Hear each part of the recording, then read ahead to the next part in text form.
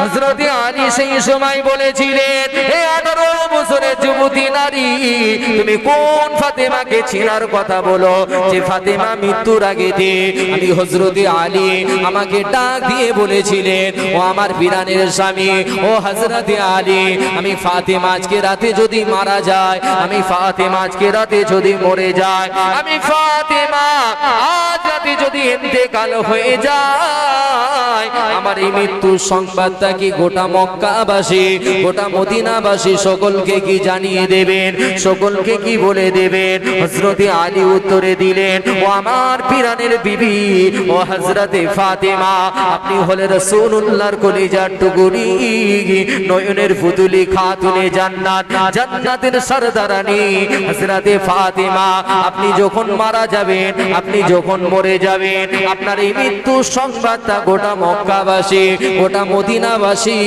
সকল মানুষকে জানিয়ে দেব। ও যুবকেরা, হযরতে ফাতেমা বলেছিলেন, ও আমার পীরানের স্বামী, ও হযরত আলী, খবরদার, না না না, এমন কাজ যেন আপনি করবেন না, কারণ আমি ফাতেমা জীবিত অবস্থায় কাউকে দেখা দিই নাই। আমি ফাতেমা মোটা না রোগা, লম্বা না বেটে, কালো না ফর্সা, আজও পর্যন্ত জগতের মানুষ তো কেউ দেখে নাই। ও আমার পীরানের স্বামী, ও হযরত আলী, না না না, আমি ফাতেমা জীবিত অবস্থায় কাউকে দেখা দিই নাই, আর মৃত্যুর পরে আমি হযরতে ফাতেমা কাউকে দেখা দিতে চাই না। হবে না? আমি ফাতেমা জীবিত অবস্থায় কাউকে দেখা দিই না, আর আমি ফাতেমা মৃত্যুর পরে কাউকে দেখা দিতে চাই না। বলেন, মৃত্যুর আগে পর্দা না পরে পর্দা? একটু আওয়াজ দেন। আমাদের ফাতেমা গুলো, ও ফাতেমা তো মৃত্যুর আগেও দেখা দেয় না, পরেও দেখা দেয় না। আমাদের গুলো কিছু যুবক রয়েছে, ও চায়ের দোকানে বসে চোখ বন্ধ করে বলে দেবে কার বউ কেমন দেখতে। হ্যাঁ, কিছু কিছু আছে জানেন, আমাদের গ্রামের ছকিনা কুদ্দুসের বউটা রে, গ্রামের টেক্কা হয়েছে, মাথায় চাঁটি দিয়ে পাশেরটা চাং করতে, চোখ না চুলো, সেরিনাকে দেখেছিস, ঠোঁটের নিচে তিল আছে রে, হ্যাঁ, যেন জান্নাত থেকে নেমে আসা হুর হুর। ভুল বলছি? এই যে দেখাটা, চেনাটা কোথা থেকে পারলো না, এই চেনাটা দেখাটা শুরু তো আমি আপনি করেছি। কেমন? গ্রামেতে আমার মেয়ের বিয়ে হবে, এই যে স্টেজ দেখতে পাচ্ছেন, এই স্টেজ করেছি। তারা কি জলসা করবে? হ্যাঁ, এই স্টেজে কি হবে? দুটো সিংহাসন দিয়ে দিলাম, দিয়ে হঠাৎ দেখা যায় বিয়ের পরের দিন বউ ভাতে বলেন না অলিমা বলেন, বলেন একটু, ওই অলিমার দিনকে বর আর বউকে ওই স্টেজেতে তোলা হয়। ভুল বলছি? আগে বাড়িতে সাজিয়ে তুলতে, এখন বাড়িতে আর সাজানোর দরকার নাই, বিউটি পার্লার থেকে না আসছে, আর্টিস্ট আসছে, আর্টিস্ট ওর মুখেতে আঁকবে। ভুল বললাম?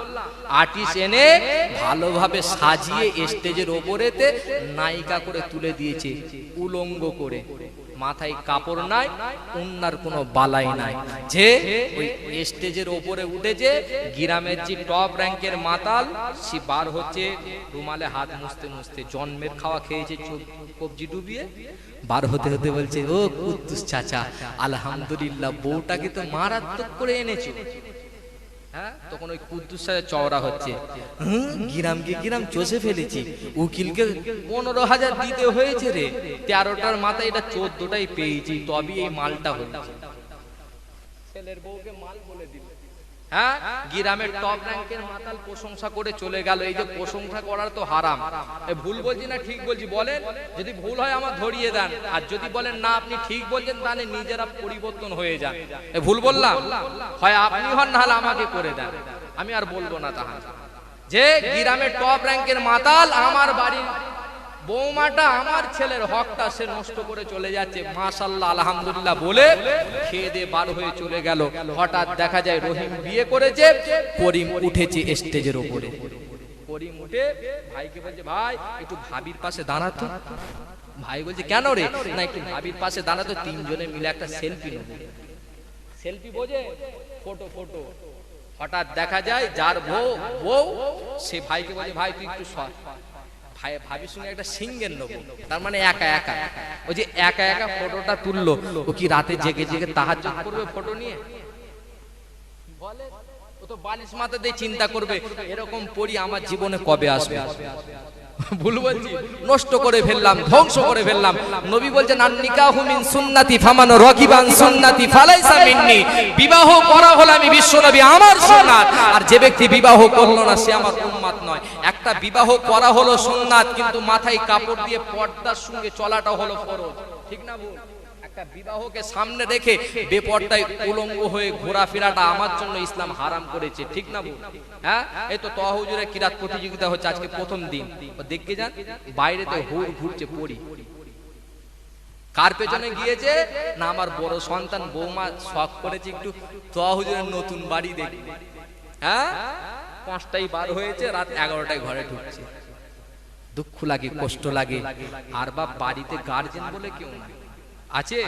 আগে মুরব্বীদেরকে গার্জেন বলতো, এখন বড় সন্তান উপার্জন করে, বড় সন্তানের বউ বাড়ির গার্জেন হয়ে গিয়েছে। কারণ টাকা তো বড় সন্তানের বউয়ের হাতে, বিবির হাতে।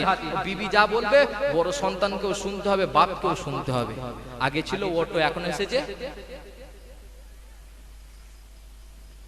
আগে ছিল অটো, এখন এসেছে টোটো। আর দেখবেন লক্ষ্য করে সব টোটোওয়ালার নাম্বার বাড়ির গার্জেন মুরব্বির কাছে নেই। মুরব্বি তো চোখে দেখতে পায় না, মোবাইল ঘাঁটতে পারে না, বড় সন্তানের বইয়ের কাছে আছে, বিবির কাছে। হঠাৎ দেখা যাচ্ছে মেলায় যাবে, হ্যাঁ, সঙ্গে সঙ্গে লাগিয়ে দিল টোটো লাগিয়ে। আগে ছিল অটো, এখন এসেছে টোটো। যে দেখতে খুব ছোট, কাজে আসে বেশি, আমার মাচাচি খালা চেপে তাতে খুশি। কিছু কিছু ভাবি আছে বলে জ্বালিয়ে দাও ভেতরে আলো, লোকে আমাকে দেখে যাতে বলে ভালো। আহা গো, হঠাৎ দেখা যায় আটা সুজি ময়দা, ভাবির ঘরের ভিতরে মেকআপ করার কি কায়দা। ও জনমের ঘষা ঘষেছে, টোটোলা এসে হরেং দিয়েছে, ভাবি দরওয়াজা খুলেছে। টোটোলা মুখ মানে তাকিয়ে বলছে ভাবি হারিয়ে ফেলেছি টোটোর চাবি, কি সর্বনাশ করেছেন আপনি। দুঃখ লাগে, কষ্ট লাগে। একটা বেগানা পুরুষের সঙ্গে কথা বলাটাও ইসলাম তোমাকে অধিকার দেয়নি। ভুল বলছি? চেহারা দেখানো তো দূরের কথা, আপনার কণ্ঠটাও হবে পর্দা। যে আজকে দেখেন ফাতেমাকে জগতের মানুষ কেউ দেখে নাই, মৃত্যুর পরেও ফাতেমা দেখা দিতে চাই না। আমরা মৃত্যুর পরে পর্দা করেছি, মৃত্যুর আগে কাউকে বলি নাই, ঠিক না? হঠাৎ দেখা যায় একটা আমার আম্মাজান ইন্তেকাল করেছে, বোন ইন্তেকাল করেছে, যে ওই বাড়িতে প্রবেশ করছে বড় বোনাই। সঙ্গে সঙ্গে দাদিমা ফতুয়া দিচ্ছে বড় বোনাই আসছে, বড় বোনাই। কি করতে হবে রে? তাড়াতাড়ি ঢাকা দে লাশটাকে। কোন বুনাই? যে বুনাইয়ের অ্যাপাচির পেছনে বসে একদিন মার্কেট চষে ফেলেছে। জিন্দা অবস্থায় ফতোয়া দিলাম। হঠাৎ দেখা যায় লাশটাকে নিয়ে যাচ্ছে, আর ওই লাশের বাবাজি জানাজারের সময় নিয়ে যাবার সময় এরকম একটা কাপড় দেয়, কিসে বলেন তো? খাটিয়ার উপরে, তাই না? আর এখন তো আমফান ঝড়ের মতন ঝড় উঠেছে, হঠাৎ লাশটার কোনটা একটা পর্দা কাপড়ে উড়ে যাচ্ছে। সঙ্গে সঙ্গে ফতোয়া দিচ্ছে এক চাচা মুরব্বি, এই মহিলার লাশটা উড়ে যাচ্ছে, তারা চাপা দে, চাপা দে, বলে না? ও 5টা কাপড় দিয়েছে, তার উপরে চাদর দিয়েছে, বলছে মহিলার লাশ দেখতে নাই, চাপা দে। আপনি বলেন এই যে মৃত্যু ব্যক্তির বেলা আপনার জবান খুলল, জীবিত অবস্থায় ওই মেয়েটাকে কতবার পর্দার কথা বলেছিলেন?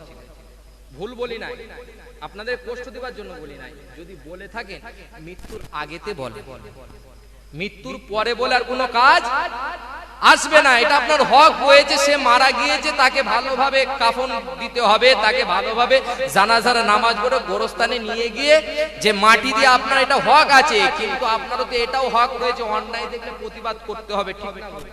আপনি কেন করলেন না?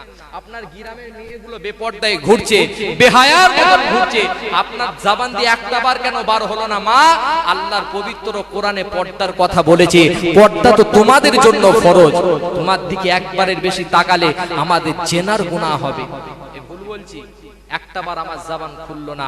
ফাতেমা জীবিত অবস্থায় কাউকে দেখা দেয় নাই, মৃত্যুর পরেও দেখা দিতে চায় না। আমাদের গুলো কি কারণেতে এইভাবে বেহায়ার মতন ঘুরবে?